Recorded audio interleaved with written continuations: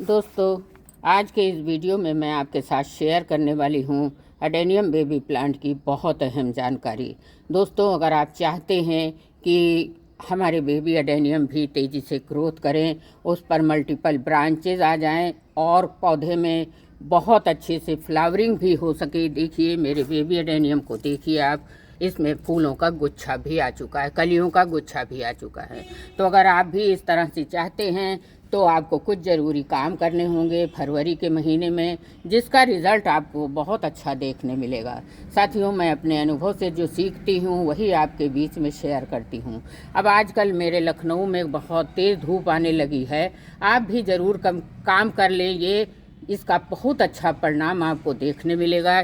ये सारे मेरे बेबी अडेनियम जो हैं, कुछ मैंने कटिंग से लगाए हैं और कुछ देखिए सीड ग्रोन प्लांट भी हैं। कई प्लांट मेरे सीड से भी ग्रो हैं। देखिए ये सीड ग्रोन प्लांट है, लगभग 9 महीने 10 महीने का ये बेबी प्लांट है।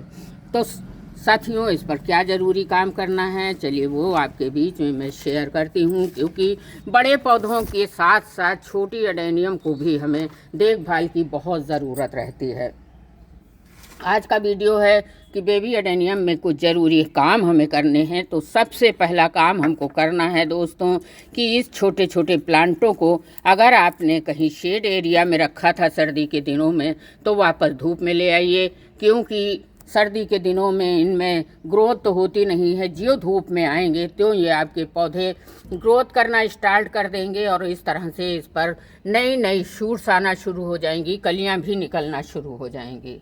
तो साथियों, अगर आपके प्लांट पर एक ब्रांच है, किसी प्लांट पर एक ब्रांच है, तो आप उसको प्रून कर सकते हैं। प्रूनिंग के बहुत सारे वीडियो मैंने अपने चैनल पर अपलोड कर रखे हैं। तो सबसे पहला काम आप ये करिए कि छाया में रख लिया है तो इनको वापस धूप में ले आइए। दूसरा काम आप करिए, इनके प्लांट में अगर बीड्स वगैरह जम गई हैं, इस तरह से सूखी पत्तियां गिर गई हैं या प्लांट पर भी सूखी पत्तियां हैं, तो उनको साफ कर दीजिए, मतलब मिट्टी से हटा दीजिए। ये दूसरा काम है आपको जो ज़रूर से ज़रूर करना है। अगर कोई पत्तियां इस तरह से ब्राउन हो रही हैं इस सर्दी की मार से, तो उनको आप हटा दीजिए। जो हरी पत्तियां हैं उनको हटाने की कोई ज़रूरत नहीं है, ब्राउन पत्तियों को आप हटा दीजिए।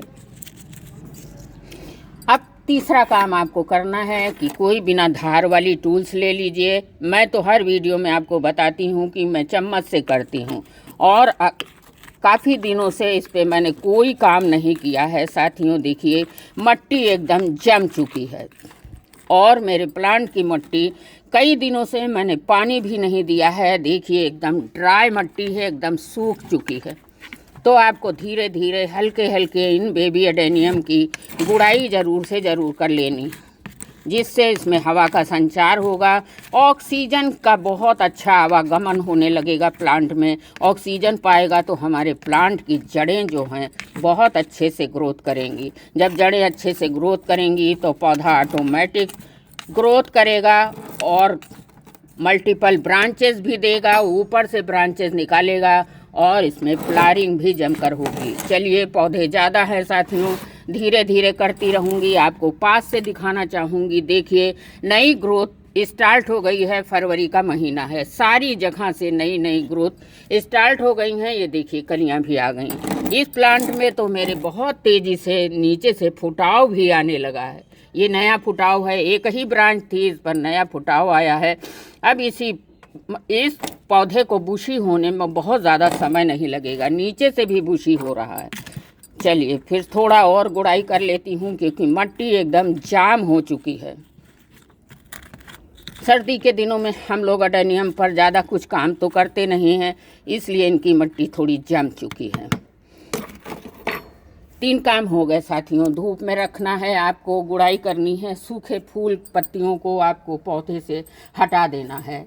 पौधों में अगर ये रहेंगे तो ये पत्तियां गिरेंगी और फंगस का शिकार हो जाएगा पौधा। अगर आपके पौधे से पत्तियां झड़ रही हैं, मेरी तो ये डोरमेंसी से सोकर उठ गए हैं, लेकिन देखिए मेरे प्लांट पर कोई भी पत्ती इसकी सूखी नहीं है।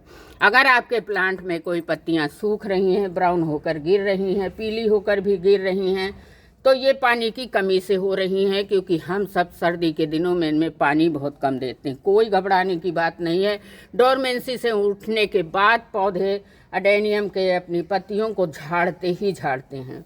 अभी भी ध्यान रहे आपको, पानी बहुत अधिक नहीं देना है। जितना भी पानी देना है कि हमारी सॉइल गीली रहे। नीचे से ड्रेनेज होल से निकलने वाला पानी अभी आपको अपने बेबी प्लांटों में तो बिल्कुल ही नहीं देना है। जिस तरह से अगर आपके पौधे में पानी बहुत दिन तक नहीं रहेगा तो इनके कोडेक्स शिंक होने लगेंगे, और शिंक हो जाएंगे साथियों तो इनको सही होने में कम से कम 2-4 महीने का टाइम लग जाता है। इसलिए थोड़ा थोड़ा पानी अगर गर्मी आ गई है तो इन पर देते रहिए, वरना ये शिंक हो जाएंगे। लगभग 50 ग्राम पानी आप एक पौधे में ज़रूर से ज़रूर दें।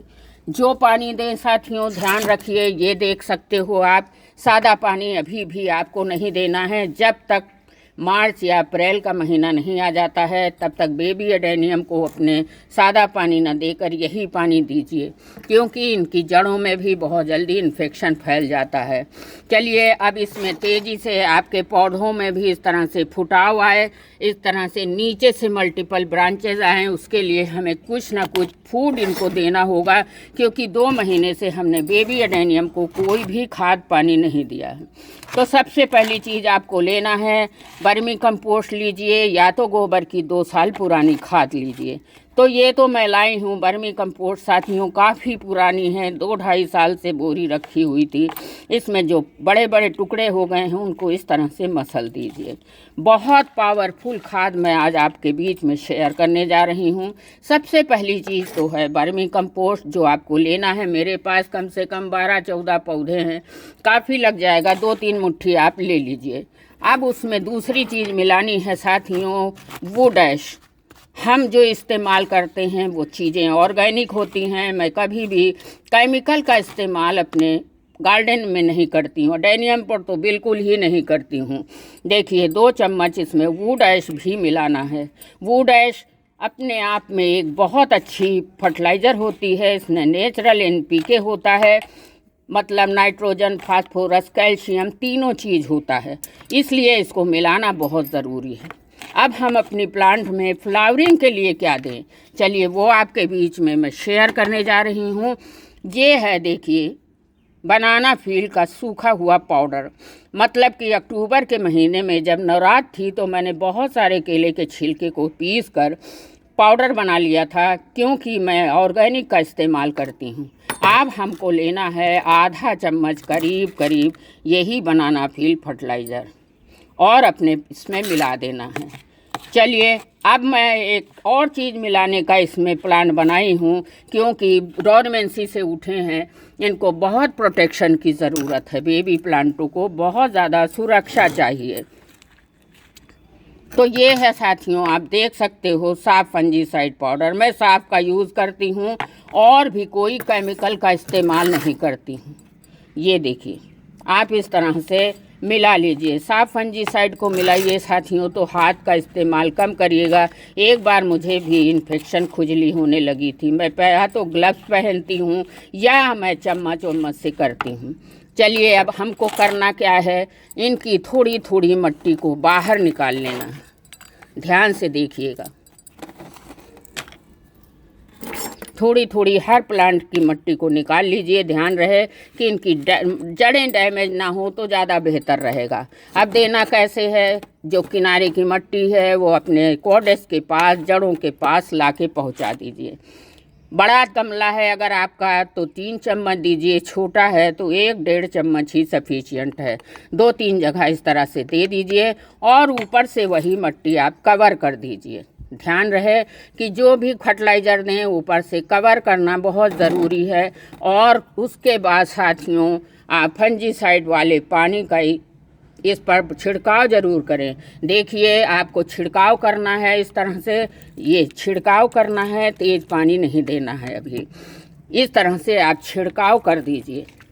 बस आपका एडेनियम का बेबी प्लांट देखिए 10 दिन के अंदर ही कलियां प्रोड्यूस ना करने लगे तो मुझे कमेंट करिएगा।